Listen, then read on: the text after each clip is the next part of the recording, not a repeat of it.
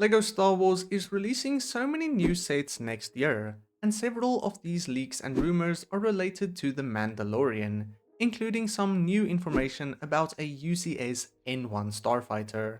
Today, I want to discuss whether we are getting too many Mandalorian sets next year, and whether the product line should be a little bit more diversified. Jumping right to it, already in January, we are seeing quite a few Mandalorian based sets, with some Mandalorian characters included.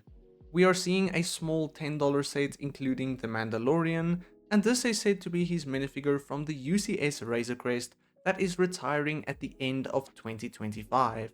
A few days ago, we also saw some leaked images of the set, or at least a preliminary render of what the set could look like, which uses that arm-printed Season 1 minifigure, which further suggests that this will be the identical minifigure or a very similar version of that minifigure from the Razor Crest, which is very exciting for a $10 set. In the same wave, we are also seeing Cobb Vanth Speeder, which to be fair is more of a Book of Boba Fett set, but that show on its own is basically The Mandalorian with a different packaging. Once again, we are seeing another Mandalorian-like character in the set, being Cobb Vanth in Boba Fett's armor, which is also said to have some arm printing.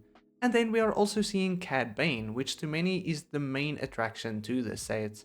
Based on the preliminary render, $35 doesn't seem fair for this set, but it will still be the cheapest way to actually get Cad Bane. Another thing that I want to note is that we are also seeing a $23 battle pack including some Mandalorian Super Commandos. And of course, this doesn't have anything to do with the Mandalorian, as it is a Clone Wars set with some clone troopers included as well, but with this battle pack it means that the January wave, at least the few playsets that include some minifigures, is almost entirely made out of Mandalorian characters, other than the Shock Trooper mech. I personally love this as Mandalorians are my favorite minifigures, but I can argue that a bit more differentiation in these sets and minifigures could be a bit necessary, especially considering the fact that the Mandalorian movie is bound to get quite a few sets throughout the year as well. Speaking of which, earlier this year we got some rumors that we will be seeing a Playscale Razor Crest in 2026 as well, 6 years after the release of the first one. Based on recently released trailers, we have a slight idea of how this Razor Crest will be different to the original model, with some yellow accents and probably some different design changes as well. And of course, this LEGO set is likely going to be significantly smaller than the original Razor Crest, which might look okay if the shaping and the detailing is done fairly well. Minifigures in this set could be quite nice and likely include new characters from the show alongside Mando and Grogu, such as Zeb perhaps, which I think would be a massive draw to this new Razor Crest.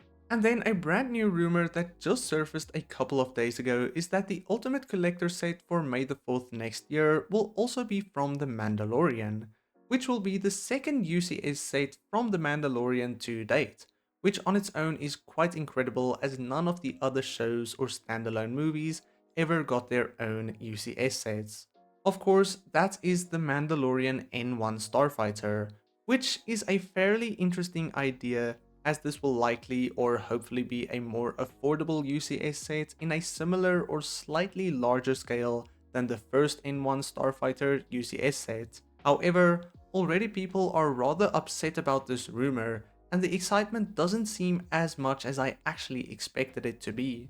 I am curious to see how well the set will actually be done, and whether there will be any chrome or other shinier pieces used, and also what the price tag on this one would actually be, because I cannot imagine anything above $200 would be worth getting.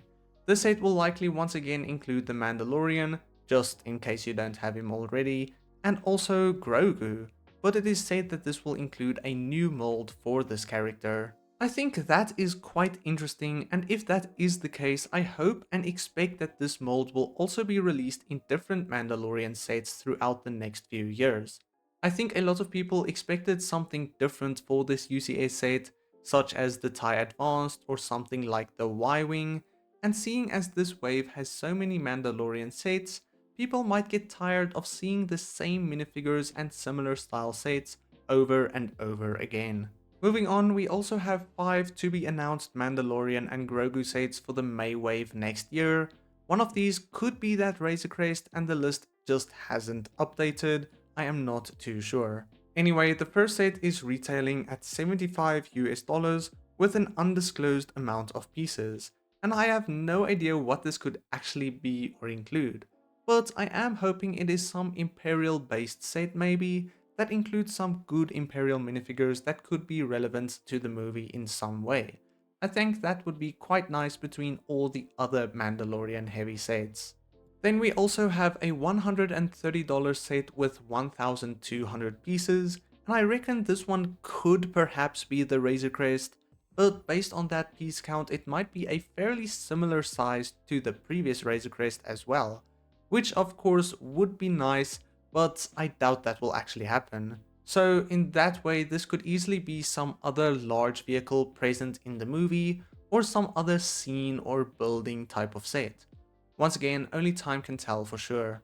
The final to be announced set that has some information surrounding it is a $150 set with 930 pieces, which right off the bat is an insane price for those pieces, only slightly better than the MTT in 2025. Personally, I really think this will be the Razor Crest, as the Razor Crest is a main and iconic vehicle that LEGO will price higher than perhaps some newer scenes or vehicles from the movie, and with a hopefully good minifigure selection, LEGO will opt to price it even higher than other sets this wave as well. At 930 pieces, it will definitely be slightly smaller than the previous Razor Crest, but hopefully it can make up for it through some good detailing and shaping and an overall good build. The next two sets for this movie don't have any prices or piece counts allocated to them. All we know is that one of them is an 8+ set, so I am assuming that it would be a bit smaller than the others and hopefully a little bit more affordable as well. And the second is a 12+ set, so might be along the larger size as well. Until we have more information, I cannot comment too much on these sets. Another note is that it is very possible that all these Mandalorian sets could have some smart play features as well, which of course will be rather disappointing. All these sets listed on rumor lists are up until the May wave. Perhaps some of these might be a little bit further down the line on for June or July, and we have no idea what the summer wave could look like either. At this rate, it could easily include a few Mandalorian and Grogu sets as well, or perhaps some sets from earlier Mandalorian seasons again too.